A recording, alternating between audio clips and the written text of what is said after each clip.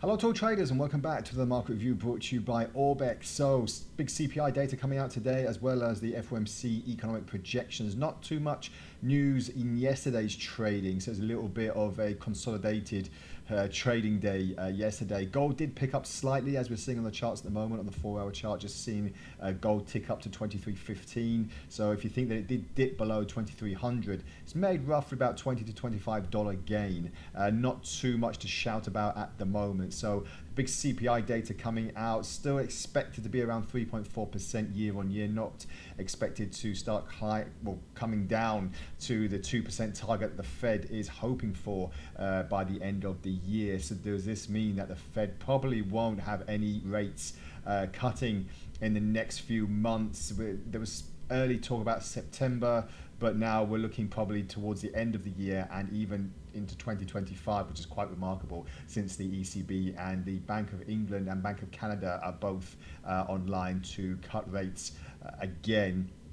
Bank of England haven't done so yet, but they did give a heavy signal that they will start cutting in summertime. So let's see if that does have any impact on the market. So gold, first of all, today, after this dramatic drop we saw with the NFP figures and also a sell-off in the yellow metal due to the fact that China are not buying so much gold anymore, we did see this slump back down to below 2300. But since then, as I said, had this slight tick to the upside, but we've got the 20-day simple moving average having pressured this confluence zone as well. So it's not really looking likely that we're going to see a big move at the moment. So CPI in a few hours will be the big talking point and the big key area where we're going to as well. RSI following suit as well, just seeing a bit of a bounce from the oversold section. Looking on the dollar index, again, it has had this kind of flurry of activity.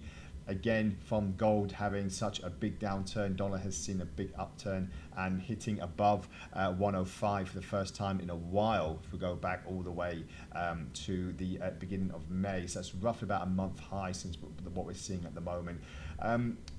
Again, we can see the dollar possibly moving a bit higher in today's reading if we do get any indication of the Fed, any good signal that the Fed will start cutting rates or not, or holding for the rest of the year. Obviously, the next meeting that's coming up probably won't give any big clues.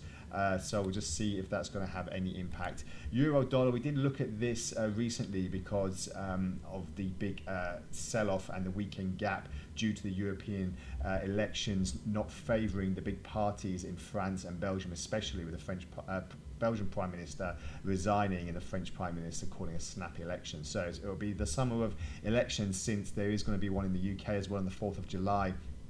And we'll see if that does affect any of the further markets as well. Even though Brexit has happened, the UK is officially out of the European Union, it still does belong to the continent of Europe, so it can still affect trade and other things. So we'll see if that has any impact as well. But just looking on a technical point of view, we're just waiting to see if this is going to be a runaway gap here, or if they're going to have any sign of a reversal and filling this particular gap here. So first level to test is 107.80 approximately, and then we'll see if we can fill the gap at 108. Still a few pips to go, but the consensus is that it is a bit of a bearish market at the moment. Very undecided, very strong dollar, but that's due to the weakness of the euro as well. So we'll wait and see if that does happen, and obviously, as usual, we'll bring you all the latest in the headlines, big fundamental news events on our Telegram and YouTube channel.